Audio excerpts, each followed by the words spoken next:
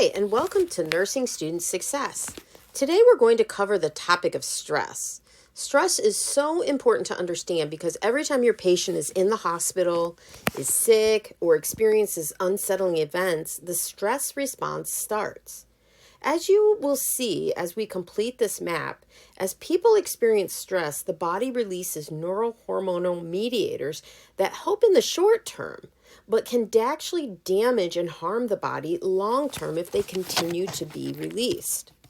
We will be breaking this map down to two parts. Part 1 will cover the concept of stress, and Part 2 will actually cover the neurohormonal mediators and what they do.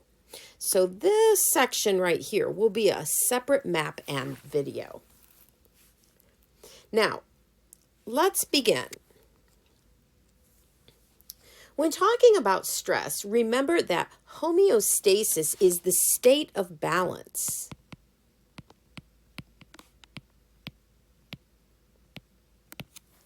And that's what the body is always trying to achieve.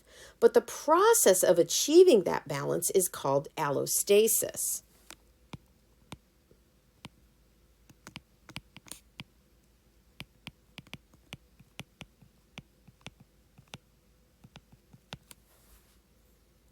In all honesty, we're constantly in allostasis, trying to meet that balanced point of homeostasis. A few definitions.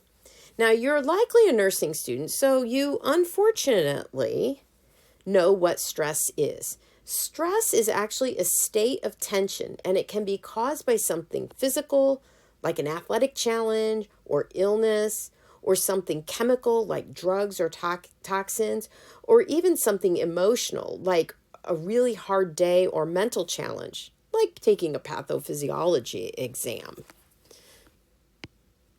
So we have stress as physical, chemical, emotional state that causes tension. So really, almost anything can cause stress. Now, stressors are actually the agent or condition that is capable of producing stress.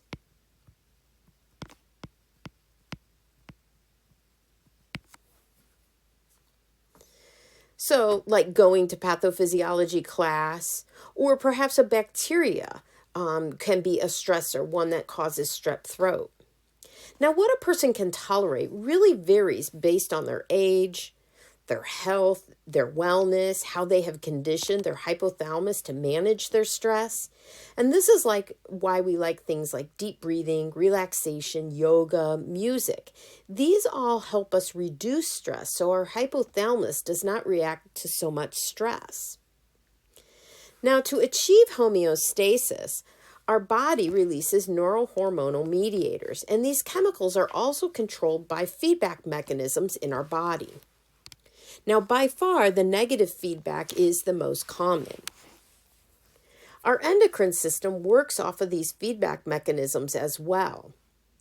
So the negative feedback system, a chemical or a mediator that is released when the level of it is low.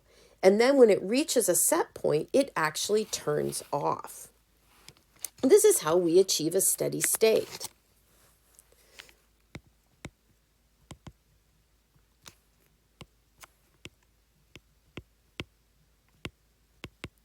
It actually turns off when it reaches its set point.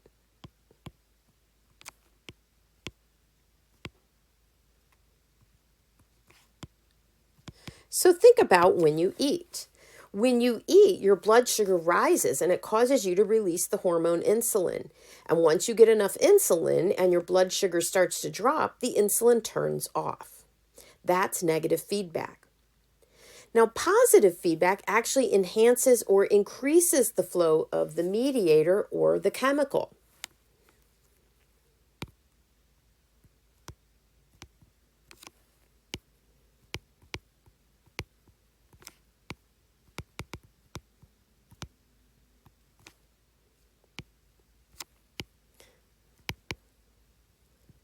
so it keeps it going. Probably one of the best examples of this is breastfeeding and breast milk. When the baby nurses and demands breast milk, mom makes more and more and more milk. So as the demand increases, the supply does as well. So what happens during stress? The general adaptation system helps explain this. The general adaptation system has 3 stages, and the first is the alarm stage, also known as the fight or flight. With the alarm stage, this is the sympathetic system, and the sympathetic system speeds everything up while the parasympathetic slows it down. So during the alarm stage, the hypothalamus actually senses stress. So let's write that. The hypothalamus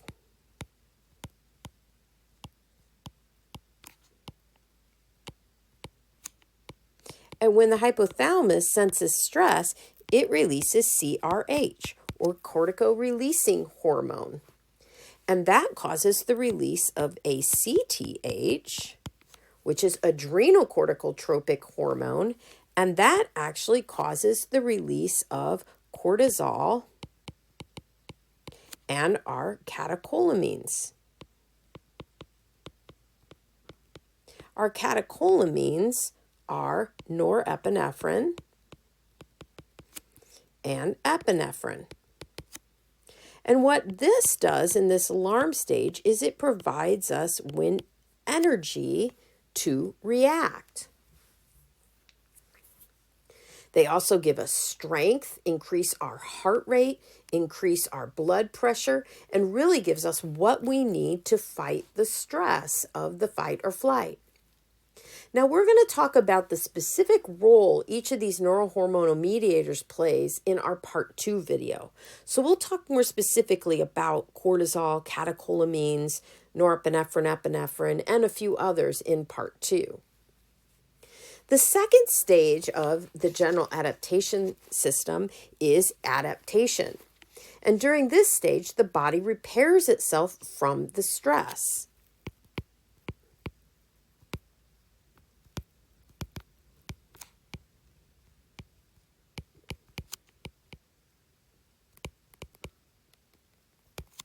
And we actually find a new balance and return to homeostasis.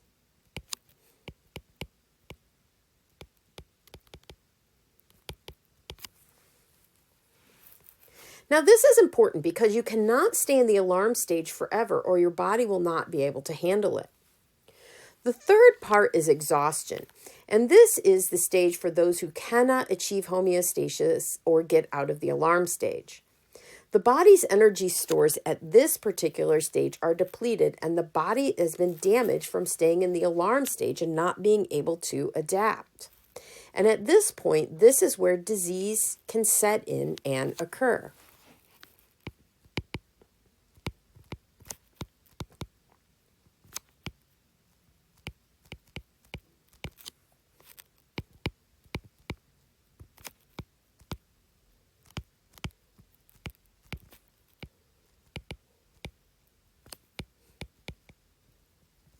So we really don't want to move into that exhaustion stage. Now, coping is one way for us to try to desensitize our hypothalamus to stress. Coping is a behavioral response to stress. Effective coping achieves a desired goal.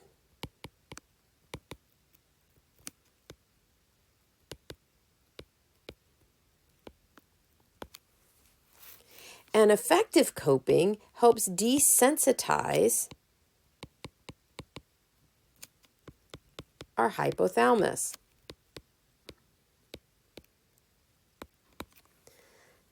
Effective coping is things like relaxation, music, deep breathing.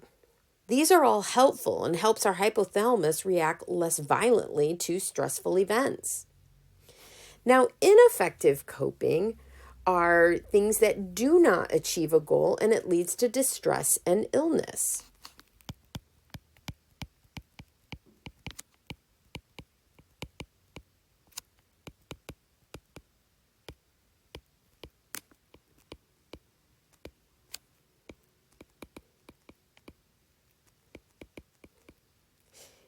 ineffective coping is things like complaining, not taking action, doing the same behaviors that are ineffective. Now, dysfunctional coping is very interesting. It actually achieves an unintended goal.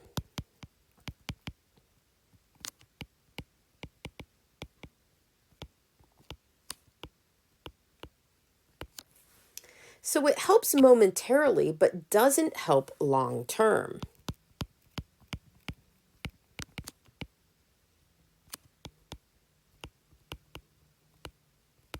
And eventually damages your health.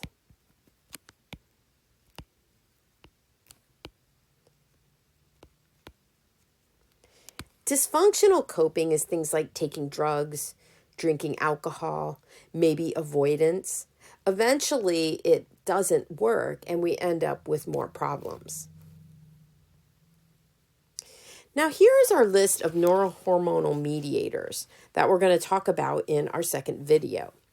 We're going to cover the catecholamines, norepinephrine,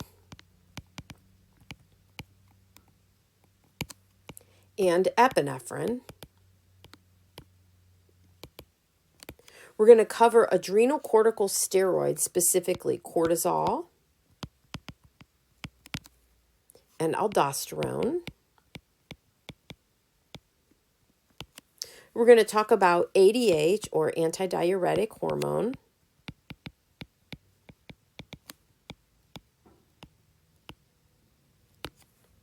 And we're going to talk about some others briefly. Endorphins, you've heard of these. Cytokines, maybe estrogen, testosterone, growth hormone,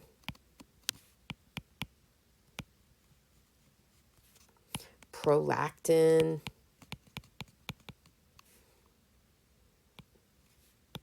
and oxytocin.